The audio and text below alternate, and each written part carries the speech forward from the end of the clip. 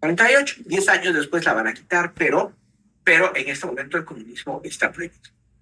Aumenta el déficit para desarrollar la provincia de Coquimbo.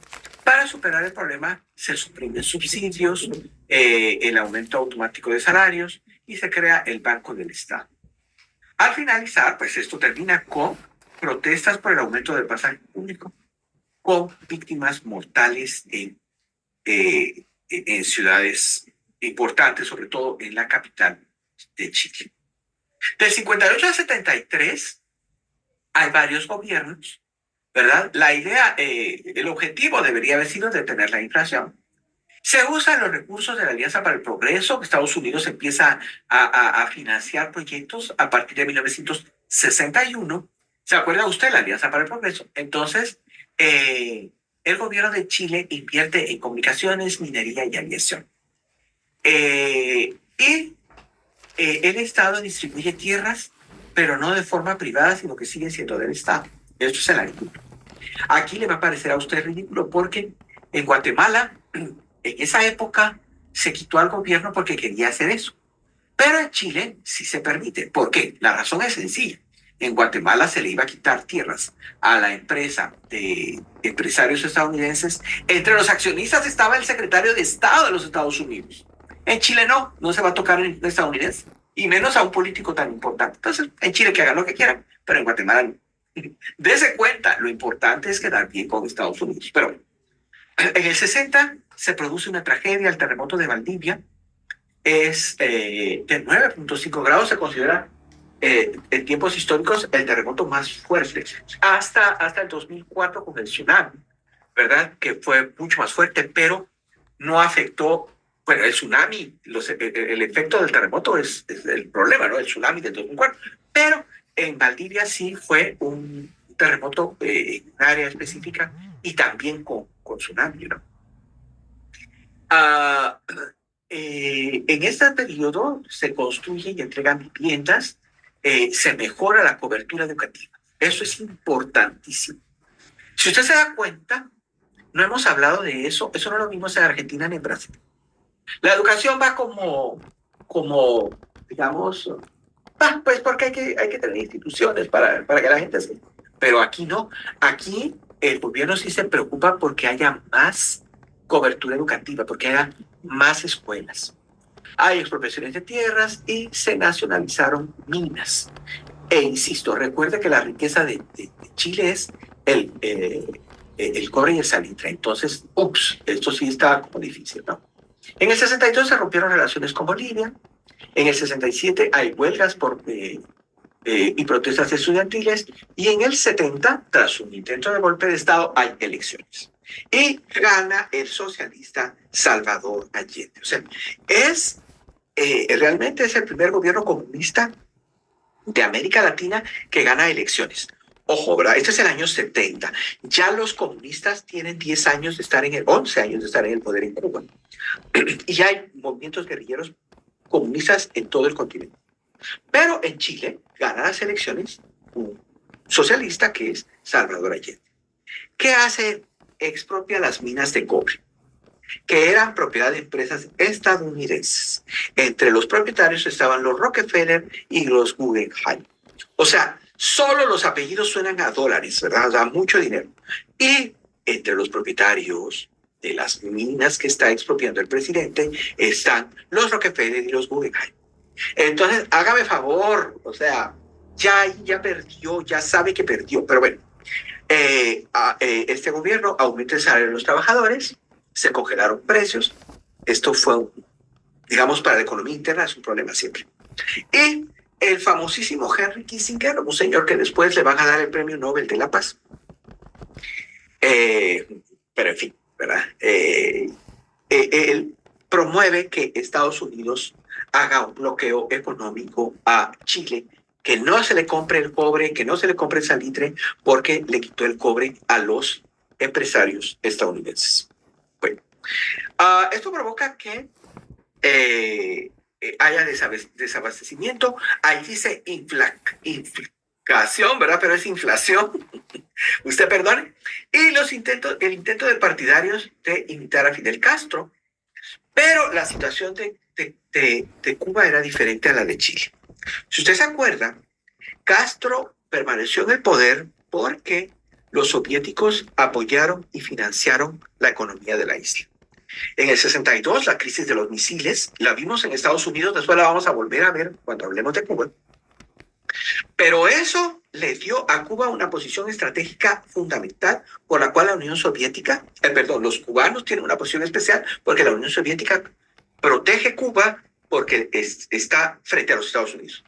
Pero Chile queda muy lejos. Chile no es importante para la Unión Soviética.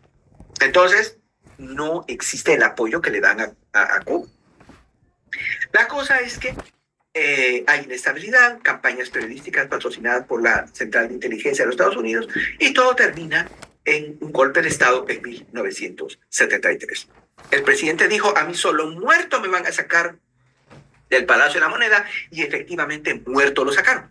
Cuando empezaron a bombardear el Palacio de la Moneda, que es la casa de gobierno, la sede del poder del Ejecutivo chileno, pues ese señor se suicidó, ¿verdad? Pero mientras tanto, muertos. Entre el 73 y el 90 va a gobernar el país Augusto Pinochet. Pinochet es un caso extraordinario en la historia de América Latina. El señor era un dictador, eso no creo que quepa la menor duda al respecto. Hizo persecuciones políticas, se estima que murieron 3.000 chilenos en su época, hubo alrededor de 300.000 detenidos, 300.000 exiliados, y al principio él aumenta el gasto público. En el 75, el gobierno de Pinochet va a implementar las ideas libertarias de economistas conocidos como los Chicago Boys. La CEPAL había venido dando sugerencias a los gobiernos y la CEPAL es la que asesora a la Argentina y Brasil en aquellos, ya ve todo lo que ha pasado, pero bueno. La sustitución de importaciones, el control de precios, limitar importaciones, control sobre divisas, pero todo lo que aconsejaba la CEPAL no funcionaba bien. De hecho, no funcionaba. La causa no era que los consejos de la CEPAL fueran del todo malos. No eran buenos, ahora lo sabemos, pero en aquella época lo hacían con buena intención. Pero todo se basaba en Keynes, ¿verdad? Porque ellos trataban a América Latina como que estuviera todavía en la Gran Depresión de los Estados Unidos.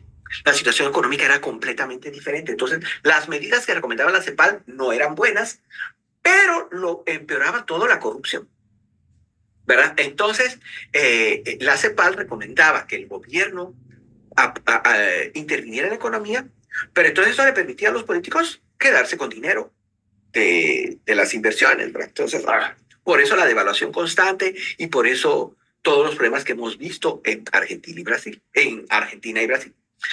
Pero en Chile, el gobierno de este señor dice, no, hombre, no, pues no funciona. Y lo estaban viendo, o sea, ellos miraban los problemas de inflación, de devaluación, de inestabilidad económica en esos dos enormes países, muchísimo más grandes que Chile. Y dijeron, no, hagámosle caso a los otros, a los gringos, a los meros gringos que están haciendo las meras cosas allá en los meros Estados Unidos, ¿no? Y entonces copian el modelo de las empresas que funcionan bien en los Estados Unidos. Y esto es, ellos, digamos, toman los principios económicos que se estaban difundiendo en una universidad de Chicago, y por eso les decían los patojos de Chicago, los Chicago Boys, ¿verdad? Estos buscaban el libre mercado. El profesor que toman como modelo es Milton Friedman, y Milton Friedman decía que el gobierno no debe meterse mucho en lo que no le importa y en lo que no sabe, que es la economía.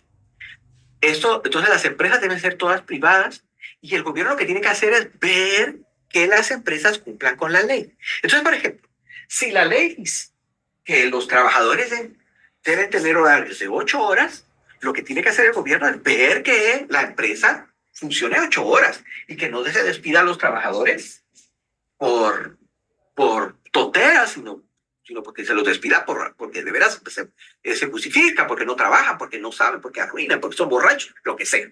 Pero entonces, si el gobierno hace las leyes, ¿verdad?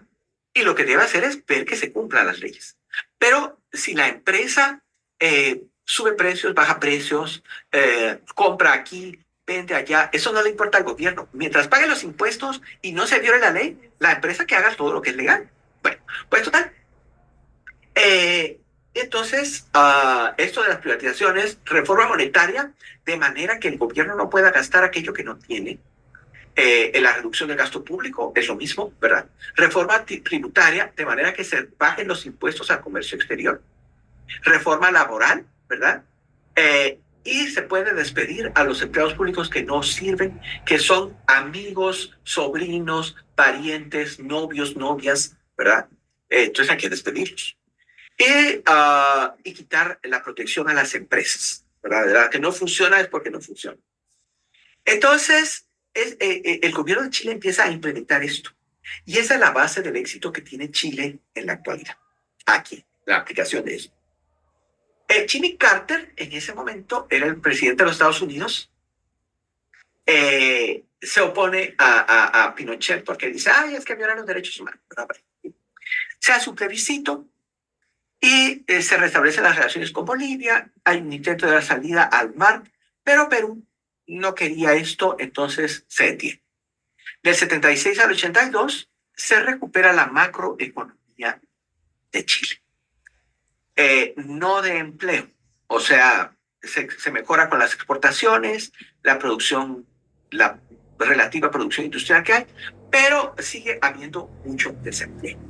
Entonces, el crecimiento está detenido. En el 78, otra vez, se rompen relaciones con Bolivia, hay conflicto con Argentina por la frontera en el Cabo de Hornos, estuvieron a punto de la guerra, pero hubo una mediación del Papa en ese momento y se hizo un tratado en 1984 para determinar cuál es la frontera entre Argentina y Chile. En el 81 una nueva constitución, en el 82 por crisis bancaria, parte del endeudamiento desde 1973, hay protestas, se restablece el salario mínimo y se autorizan sindicatos. Entre el 85 y el 90 hay otra vez reducción del gasto público, que es lo más sano, ¿verdad? Pero hubo que evaluar el peso porque se venía arrastrando este problema. Se fomentan las exportaciones y se limitan las importaciones, siempre por la devaluación, ¿no? Siguen las privatizaciones, pero no fueron transparentes. Eso es lo que se le acusó después. Sí se privatizó, sí está bien, pero no fueron transparentes. Y se controla la tasa de interés. En el 88 hubo un plebiscito y en el 89 elecciones y deja de gobernar Pinochet en el 90. Del 90 al 90, de 1990 al 2022, pues Chile creció.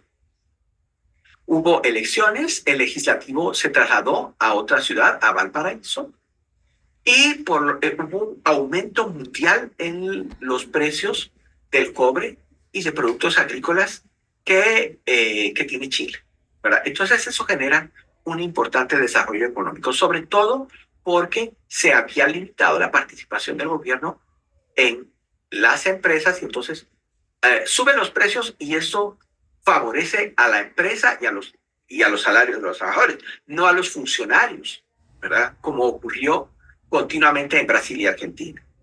En el 94 hay búsqueda de integración al Tratado Comercial con México, Estados Unidos y Canadá y se abre el comercio a Japón y China. Y como China necesita cobre, entonces Chile está muy bien. Del 96 las sequías afectan poco el servicio eléctrico porque no había agua. Del 97 al 99, crecimiento detenido por la crisis asiática, ¿verdad? China que se apodera de Hong Kong, o bueno, mejor aún, Inglaterra que cede el gobierno de Hong Kong, entonces esto ocasiona crisis bursátil y eso perjudica a Chile porque Chile está vendiendo su cobre a esos países, ¿verdad? En el 2003 se logran los tratados de libre comercio con la Unión Europea, Estados Unidos y Corea del Sur. En 2004, conflicto con Bolivia por la salida al mar. Eso no se ha resuelto, pero en fin. En el 2005 se hizo un juicio a Pinochet por violación de derechos humanos, pero el viejito se murió en el 2006. En el 2006 la primera presidenta mujer, Michelle Bachelet. En su época hubo protestas por 1 millón de estudiantes, ¿verdad? Aquí podemos ver una de esas protestas. Mire usted qué impresionante se ve. O sea, usted puede escuchar que hay mucha gente que habla bien de la Bachelet porque estamos lejos de la Bachelet, pero en Chile, pues, ya que 1 millón de gente diga no la queremos, algo debe significar, ¿verdad? Pero bueno, para Chile aumenta el precio del cobre, esto permite financiar jubilaciones y mejorar educación. Ahora, eso sí es importante. Si se dio cuenta, en Chile sí le dieron inversión a la educación. Esto es lo que saca a las sociedades de la pobreza, ¿verdad? La educación. Porque la gente al fin aprende, pues que no hay que tener tantísimos hijos para ser feliz, ¿verdad? Porque los niños van a ser los infelices. Y cosas así. Bueno, la cosa es que la educación da mejores oportunidades a todo el mundo. Y los chilenos lo venían aplicando desde hacía 30 años atrás. Entonces, el problema de la educación es que requiere tiempo, porque, porque es un proceso, ¿verdad? Entonces, si se empieza antes, los resultados se ven más rápido. Pero en países donde, como Guatemala, donde esto no se aplica ni a cañonazos, ¿cuándo vamos a ver resultados? En cambio, los chilenos sí lo vieron. Bueno, en 2008, la crisis de Estados Unidos, pero paliada por las reservas del anterior precio del cobre. Es decir, el gobierno aquí supo manejar la situación. 2010, otro terremoto muy fuerte. 2011 al 13, protestas estudiantiles y la educación superior se vuelve gratuita. Interesante. 2015, terremoto de Coquimbo. 2019, protestas. 1.2 millones de personas. Se cambió la constitución de 1980. En el 2020, el COVID-19, ¿verdad? Plebiscito para cambiar la constitución. Y se eligieron constituyentes, ¿verdad? Con participación de los pueblos originarios. En 2022 se dio el referéndum en septiembre. Aquí tenemos la foto de Elisa Loncoma, que es una persona mapuche, presidenta de la Convención Constitucional de 2021. Los cambios han sido realmente pocos, pero en fin. Ahora pasemos a Paraguay. Paraguay, ¿se acuerda que es el país que está rodeado por Brasil, Argentina, Chile, Bolivia, ¿no? Paraguay, del 39 al 54, tuvo una gran inestabilidad política, 7 presidentes en 7 años, un dictador durante 8 años. En el 40 se hace una nueva constitución, en el 47 se produjo una guerra civil, y unos eran partidarios del dictador y los otros eran políticos, incluidos comunistas, ¿verdad? En esa guerra civil hubo 30.000 muertos. Mucha gente se fue a la Argentina. En el 51 hay, digamos, importante producción de alcoholes que era útil para la industria en ese momento. Sigue siéndolo, pues, pero en ese momento era importante. En el 54 se crea la empresa de agua para Asunción. Y, digamos, pues esto es beneficio para la capital. Del 58 al 89, durante casi 30, más de 30 años, gobierna un señor que se llamaba Alfredo Stroessner.